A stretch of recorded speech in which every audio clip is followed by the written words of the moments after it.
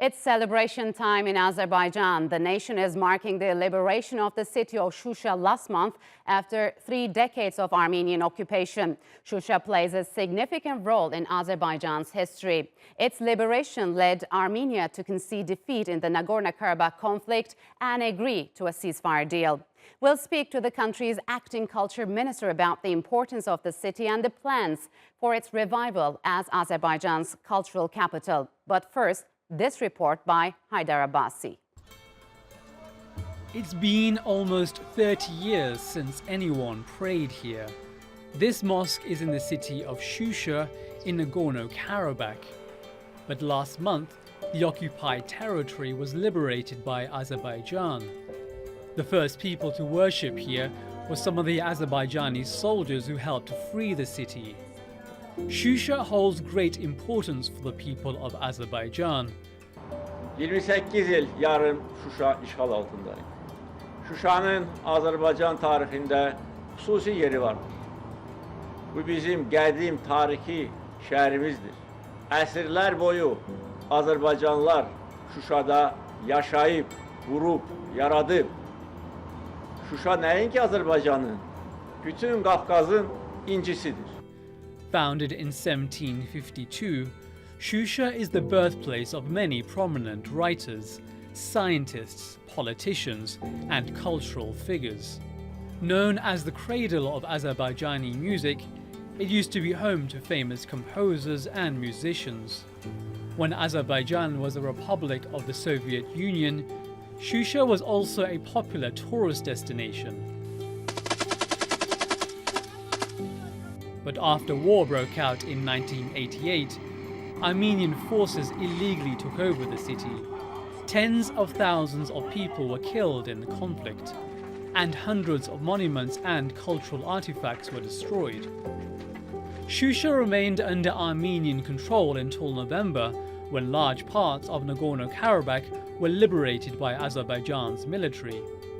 President Aliyev says he wants to re-establish the city as the cultural capital. Beybala Hasanov holds up the keys and title deed to his house in Shusha. He and his family were forced out of the city by Armenian soldiers during the war. When Shusha is mentioned, clean air, green forests, mountains, ice springs come to mind. Shusha is our everything. I believe that we will return. If I didn't believe it, I wouldn't have kept the title deeds and keys until today. All Azerbaijani people were delighted that Shusha city was taken back.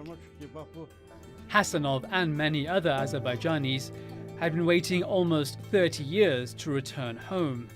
And finally, their patience has paid off. Haydar Abbasi, Straight Talk. And joining me now from Baku is Anar Karimov. He is the acting culture minister of Azerbaijan. Mr. Karimov, welcome to Straight Talk. It's good to have you on the program. Could you talk to us about the significance of the liberation of Shusha and what kind of an impact it had both on Azerbaijan, Armenia, and the region in general? Well, thank you very much. Well, let me give you first a brief historical overview of Shusha. The city is built by the first ruler of Karabakh, Panah Ali Khan, in 1752, and it became directly the capital of the Karabakh Khanate. And if you look at the city from the distance, you can clearly see the reasons behind this wise decision by Panah Ali Khan to build this capital, or we call it Shusha Fortress, in this particular place, as it is located in a plateau surrounding in 3 directions by the high rocks, which makes this city very difficult to approach, to conquer. So it is indeed a very strategical place overlooking all Karabakh. And that's why the liberation of Shusha was an important success and achievement for Azerbaijan. This is a strategical, of course, the importance of Shusha. But let me also highlight its cultural significance for Azerbaijan. Yes. Historically, Shusha used to be a cradle of culture of not only Karabakh, but the whole Azerbaijan. I mean, starting from its Khanate period, prominent thinkers, poets, cultural figures like Molla Panakh Bagif, Khurshud Banu Natavand. She was a daughter of the last ruler of Karabakh, Mir Mohsen Nawab, and many other personalities came from Shusha. And they contributed a lot to the development of culture in Azerbaijan, and I would say far beyond the region. And the musical traditions of mugham, carpet making, chogan, horse riding game, all of them recognized by UNESCO as, for instance, as an intangible heritage of humanity. Yes, but and now recently, moving to today, what could you tell us about the current plight of the city, and could you talk to us about the extent of the destruction inflicted by the Armenian forces, and how are you planning to restore like historic monuments and institutions within the region? Well, when it comes to our plans for future, of course, it's to bring back our people to Shusha. I think who were forcibly expelled due to Armenian occupation. So if people come back, they will definitely bring back their culture and this lost spirit of Shusha, our music, our traditions, and this will, of course, revitalize this holy place for Azerbaijan. And of course, we will restore our mosques. By the way, there were 17 mosques in Shusha, and only 3 of them remain to our days. And all these 3 mosques, out of these 2 mosques, 2 are almost in destroyed state.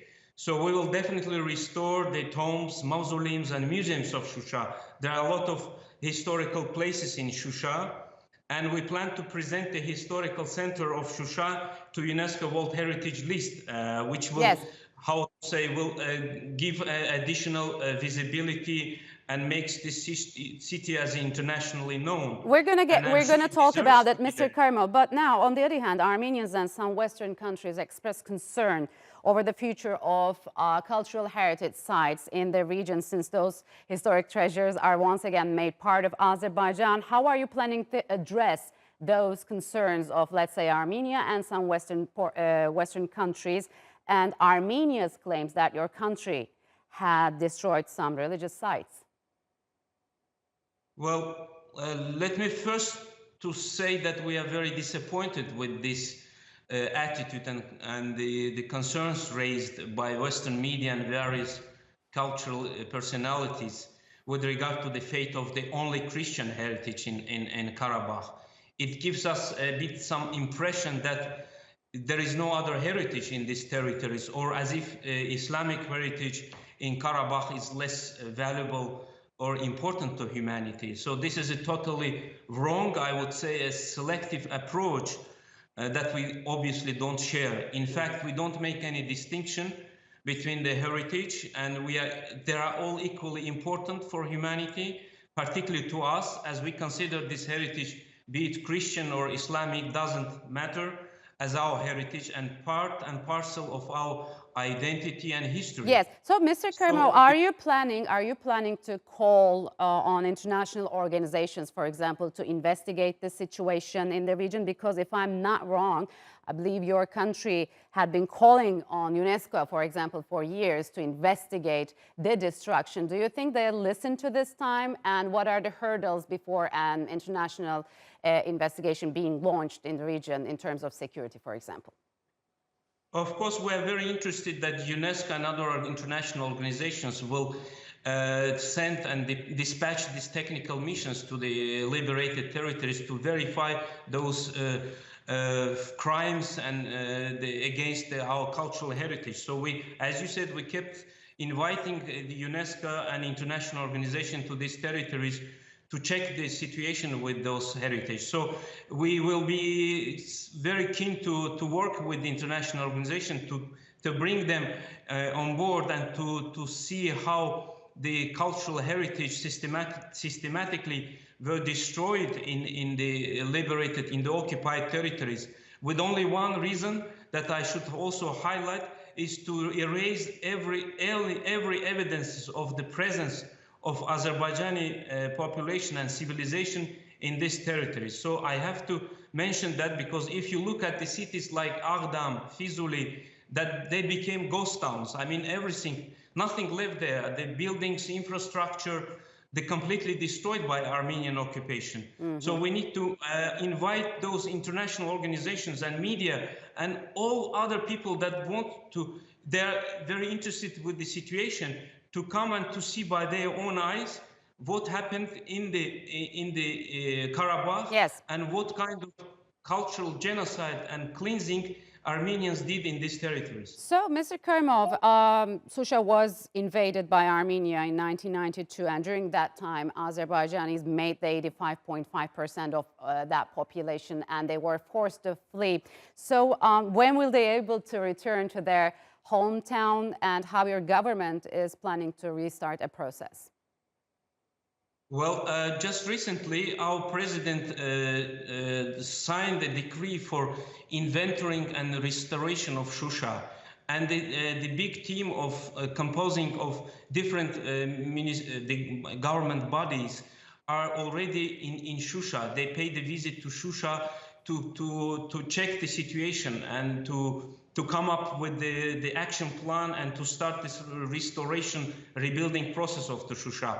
Of course, when those infrastructural issues like the supply of energy, water, and other vital elements will be taken into account, they will be conducted and carried out, then of course we will bring back our population. And as I said, if population will come back, then this spirit of the Shusha also will be brought. And for us, it's absolutely important to bring back this spirit of Shusha, which was lost there for last 28 years. Yes, it will and we would like to organize these cultural festivities that Shusha was very famous with these cultural festivities like Kharı Bülbül. This is very famous musical festival that we would like to again organize in Shusha. All right, Mr. Karimov, unfortunately, we're out of time. Thank you very much for joining us on Straight Talk. Thank you very much for your invitation.